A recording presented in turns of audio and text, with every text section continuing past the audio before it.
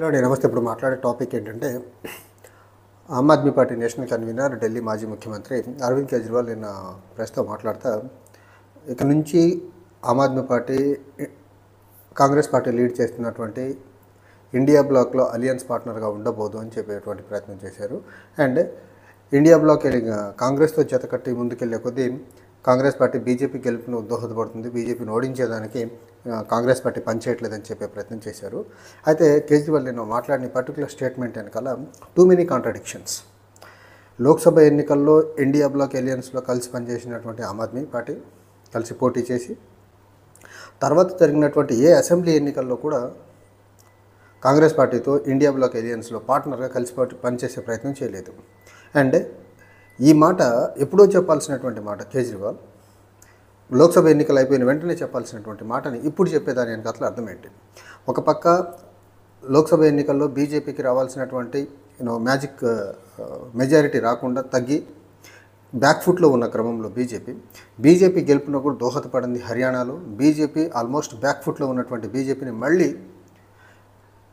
National పాలిటిక్స్లో BJP ఇంకా అగ్రెసివ్గా, యాక్టివ్గా dominant player in Indian politics ఉందని చూపించే ప్రయత్నంలో భాగంగా హర్యానా ఎన్నికలు దోహదపడ్డాయి. ఆ హర్యానా ఎన్నికల్లో బీజేపీ గెలిచేదానికి ప్రధానంగా బీజేపీకి హెల్ప్ చేసింది అరవింద్ కేజ్రీవాల్.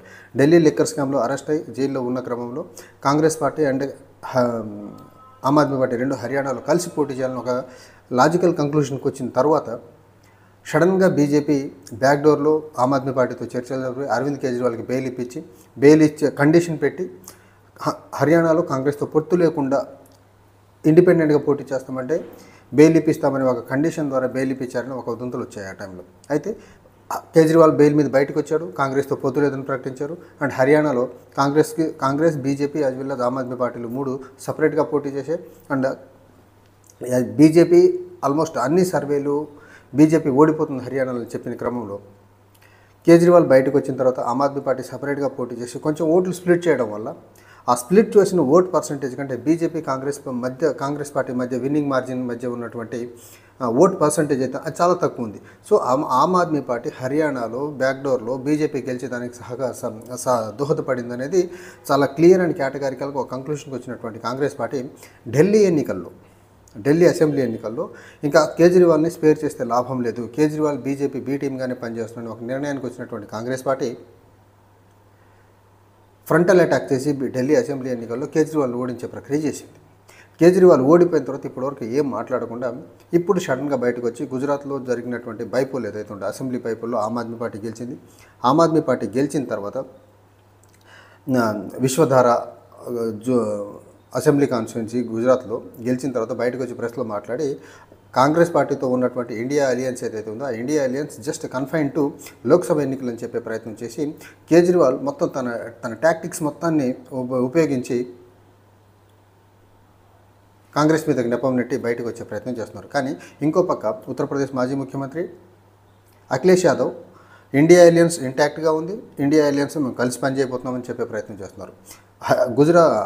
బీహార్లో ఇండియా అలియన్స్ అలానే ఉంది, ఇండియా అలియన్స్ అన్ని పార్టీలు కలిసి పనిచేయబోతున్నాయి. కుదిరితే ఇప్పటి వరకు ఇండియా అలియన్స్లో భాగస్వామిగా లేనటువంటి ఏఐఎంఐఎం అసదుద్దీన్ ఓవైసీ కూడా బీహార్లో కలిసి పనిచేసేదానికి మంత్రాలు జరుపుతున్నారు. ఇంకో పక్క జార్ఖండ్లో ఇండియా అలియన్స్ పార్టీలన్నీ కలిసి పోటీ చేసి అక్కడ హేమంత్ సోరెన్ ముఖ్యమంత్రి అయ్యారు. మహారాష్ట్ర అసెంబ్లీ ఎన్నికల్లో ఇండియా అలియన్స్కి సంబంధించినటువంటి పార్టీలన్నీ కలిసి పోటీ చేసి అఫ్కోర్స్ ఓడిపోయి, కానీ ఇండియా అలియన్స్కి సంబంధించినటువంటి పార్టీలన్నీ కలిసి పోటీ చేశాయి అక్కడ. జమ్మూ కాశ్మీర్లో ఇండియా అలియన్స్కి సంబంధించినటువంటి పార్టీలు అలానే ఇంటాక్ట్గా కలిసి పోటీ చేశాయి అక్కడ కూడా. కానీ కేజ్రీవాల్ ఎప్పుడైతే హర్యానాలో బీజేపీకి మేలు చేశాడని ఒక నిర్ణయానికి వచ్చినట్టు కాంగ్రెస్ పార్టీ ఇతన్ని ఇంకా ఉపేక్షిస్తే లాభం లేదు, బీజేపీ బీ టీమ్గా పనిచేస్తున్నాడని ఒక నిర్ణయానికి వచ్చి ఢిల్లీ ఎన్నికల్లో బీజేపీ గెలుపునకు ఆమ్ ఆద్మీ పార్టీ ఓటమునకు కాంగ్రెస్ పార్టీ క్యాంపెయిన్ కూడా చాలా పెద్ద మొత్తంలో పనిచేసింది అనేది చాలా సుస్పష్టం. అయితే కాంగ్రెస్ పార్టీ కార్నర్ చేసి బీజేపీకి మేలు చేసేదానికి అరవింద్ కేజ్రీవాల్ ఇలా మాట్లాడుతున్నారు చాలా సుస్పష్టం. ఇక్కడ అరవింద్ కేజ్రీవాల్ బలం ఎక్కడ, కాంగ్రెస్ పార్టీ బలం ఎక్కడ? అండ్ బీజేపీతో ఫైట్ చేయాల్సి వస్తే అరవింద్ కేజ్రీవాల్ ఫైట్ చేసేటువంటి శక్తి సామర్థ్యాలు ఉన్నాయా? ఇప్పటి వరకు అరవింద్ కేజ్రీవాల్ బీజేపీకి అగ్నెస్ట్గా గత 11 సంవత్సరాల్లో ఏమన్నా ఫైట్ చేశాడా? ఢిల్లీలో ఎల్జీతో గొడవలు తప్ప విధానపరమైన అంశాల్లో దేశవ్యాప్తంగా బీజేపీ చేస్తున్నటువంటి ఒక ఒక స్వార్థపూరితమైన రాజకీయాలను ఖండించే పని కేజ్రీవాల్ గత 11 సంవత్సరాల కాలంలో మోదీకి అగెన్స్ట్ ఎక్కడన్నా మాట్లాడే పని చేశాడా? జస్ట్ ఢిల్లీ ఢిల్లీ ఢిల్లీ ఢిల్లీ అని మాట్లాడటం తప్ప, అది కూడా లిక్కర్ స్కామ్లో ఇరుక్కున్న తర్వాత ఆ ఢిల్లీ మోడల్ని కూడా ఎవరు నమ్మే పరిస్థితి లేకపోవడం వల్ల విధిలేని పరిస్థితులు ఇప్పుడు బీజేపీకి మేలు చేసే పనులు చేస్తున్నాడు. అరవింద్ కేజ్రీవాల్ రాజకీయంగా ఢిల్లీలో మొదటిసారి ముఖ్యమంత్రి అయిన దగ్గర నుంచి ఆయన ఎక్కడ పోటీ చేసినా అక్కడికి వెళ్ళి ఓట్లు ఆపోజిషన్ పార్టీకి సంబంధించినటువంటి కాంగ్రెస్ పార్టీకి సంబంధించినటువంటి ఓట్లు స్ప్లిట్ చేసి బీజేపీ మేలు చేసే పని చేశాడు తప్ప ఆయన బీజేపీకి అగ్నెస్ట్గా ఫైట్ చేసింది లేదు. గోవాలో అదే పని జరిగింది. గుజరాత్లో ప్రీవియస్లీ జరిగిన 2022 అసెంబ్లీ ఎన్నికల్లో అక్కడ ఆమ్ ఆద్మీ పార్టీ ఎంటర్ అయిన తర్వాత ఆమ్ ఆద్మీ పార్టీ ఓట్లు స్ప్లిట్ చేసి బీజేపీకి ఆల్మోస్ట్ 150+60 దగ్గర సీట్లు వచ్చేలా చేసింది. Congress party almost negligible seats insignificant seats వచ్చేలా చేసింది. ఆమ్ ఆద్మీ పార్టీ అక్కడ స్టేట్ పార్టీగా రికగ్నైజ్ అయ్యేదానికి కావాల్సినటువంటి ఎమ్మెల్యేలు గెలిచారు, ఓట్ పర్సంటేజ్ వచ్చింది. సేమ్ ద కేస్ విత్ హర్యానాలో పోటీ చేసి ఓట్లు రాకపోయినా బీజేపీ మేలు చేసే పని చేశాడు. ఇవన్నీ క్యాలిక్యులేట్ చేసినటువంటి కాంగ్రెస్ పార్టీ అరవింద్ కేజ్రీవాల్ని ఢిల్లీలో ఓడిస్తే బీజేపీకి మేలు చేసే ప్రక్రియ ఇక్కడితో ఆగిపోతుంది. ఇక్కడ కానీ ఆమ్ ఆద్మీ పార్టీని ఉపేక్షించగలిగితే ఇది లాంగ్ రన్లో బీజేపీకి మేలు చేస్తుందని నిర్ణయానికి వచ్చినటువంటి కాంగ్రెస్ పార్టీ ఆమ్ ఆద్మీ పార్టీ మీద ఫ్రంటల్ అటాక్ చేసింది క్యాంపెయిన్లో. ఆ క్యాంపెయిన్ని ఎంతో కొంత బీజేపీకి అయితే హెల్ప్ అయిన మాట నిజం. అయితే ఢిల్లీ ఎన్నికల్లో కలిసి పోటీ చేయాలా వద్దా అనేసి ఆమ్ ఆద్మీ పార్టీ అదిలా ఢిల్లీ కాంగ్రెస్ యూనిట్ల మధ్య చర్చలు జరిగినాయి. అయితే అప్పటికి మహారాష్ట్ర అసెంబ్లీ ఎన్నికల్లో కాంగ్రెస్ పార్టీకి సంబంధించినటువంటి అలయన్స్ మహా వికాస్ అఘాడీ ఓడిపోవడం వల్ల అరవింద్ కేజ్రీవాల్ శరద్ పవార్తో కలిసి వచ్చిన తర్వాత డిక్లేర్ చేశాడు కాంగ్రెస్ పార్టీతో పొత్తు లేదు, ఆమ్ ఆద్మీ పార్టీ సింగిల్గా పోటీ చేస్తుందనేసి.